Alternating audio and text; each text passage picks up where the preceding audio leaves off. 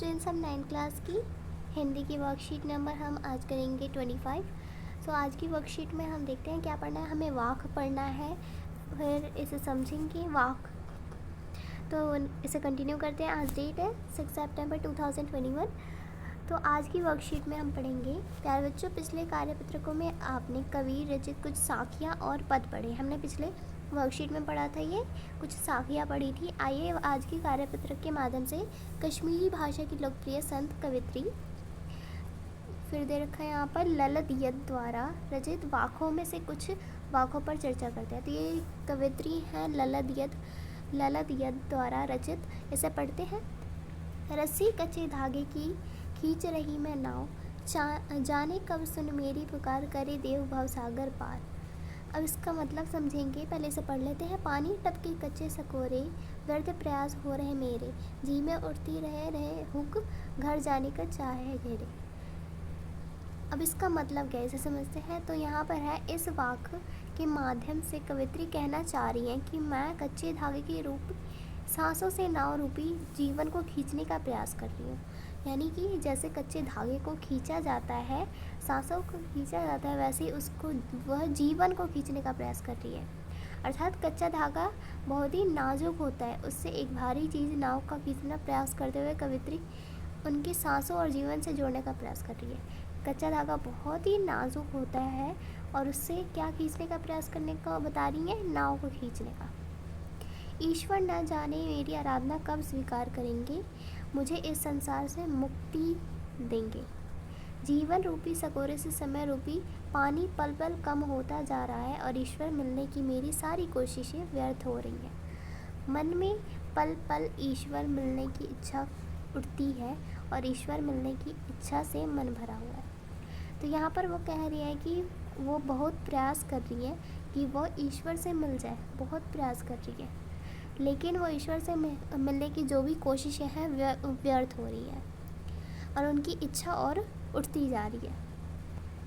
फिर नेक्स्ट है यहाँ पर, खा खाकर कुछ पाएगा नहीं, ना खाकर बनेगा अहंकारी, सम खा तभी होगा संभावी, खुलेगी साकल बंद द्वार की। भोग ही भोग करने से कुछ हासिल नहीं होगा और किसी भी प्रकार का भोग ना करने से भी अहंकार उत्पन्न होगा। इसलिए संभाव से संसार का भोग करो, जिससे कि रहस्य का पर्दा उठेगा और ईश्वर मिलन हो पाएगा। तो यहाँ पर ये कहने का मतलब है कि संभाव संसार का भोग करो, यानी कि संभाव कोई गलत कार्य ना करो, जिससे कि रहस्य का जब पर्दा उठे तो ईश्वर से मिलन हो जाए। अब यहाँ पर भवसागर का मतलब है संसार, सकोरे का मतलब है मिट्टी का प्याला, हुक का मतलब है टिस या पीड़ा, और सांकल का मतलब है कुंडी या सिटकनी। अब यहाँ पर है, आशा है आपने इन वाक्यों के भावार्थ को समझ लिया होगा। आइए इन्हीं वाक्यों पर आधारित कुछ प्रश्नों के उत्तर खोजते और लिखते हैं। फर्स्ट है यहाँ पर, कच्चे धागे की रस्सी की तुलना किससे की गई है। घोड़े की रस्सी से, सांसों से, कुएं की रस्सी से, जीवन से। फिर इसका आंसर देखते हैं। तो इसका आंसर हो जाएगा ख, सांसों से। सेकेंड है, उपयुक्त वाक्य में नाव किससे माना गया है। पानी के जहाज को, पानी के किसी जीव को, जीवन को, संसार को। तो यहाँ पर किसको माना गया है, नाव, जीवन को। ग हो जाएगा इसका आंसर। इनमें से पानी शब्द का कौन सा प्रयोजी नहीं है, नीर, जलज, तोय, अम्बु। तो इसका होगा ख, जलज। फोर्थ क्वेश्चन है, यहाँ सकोरे की तुलना किससे की गई है और क्यों। तो इसका आंसर करते हैं। तो फोर्थ का आंसर हो जाएगा, यहाँ सकोरे की तुलना किससे की गई है और क्यों। तो इसका आंसर होगा, मनुष्य के शरीर की तुलना मिट्टी से बने कच्चे सकोरे से की गई है। ये हो जाएगा इसका आंसर। फिफ्थ क्वेश्चन है, कवित्री कौन से द्वार की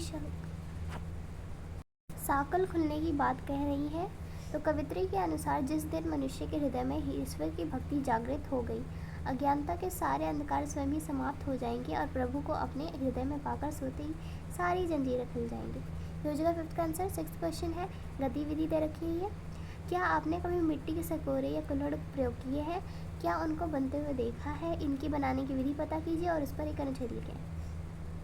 तो इसका आंसर होगा, सबसे पहले मिट्टी को मशीन की सहायता से पीस लेना है। मिट्टी को अच्छे से गूंथने के बाद उसे मशीन की सहायता से आकार देना है, फिर उसे धूप में सूखने के लिए छोड़ देना है। भट्टी में कुल्हड़ को पकाना है। कुल्हड़ अच्छे से पकने के बाद उसको रंग दिया जाता है।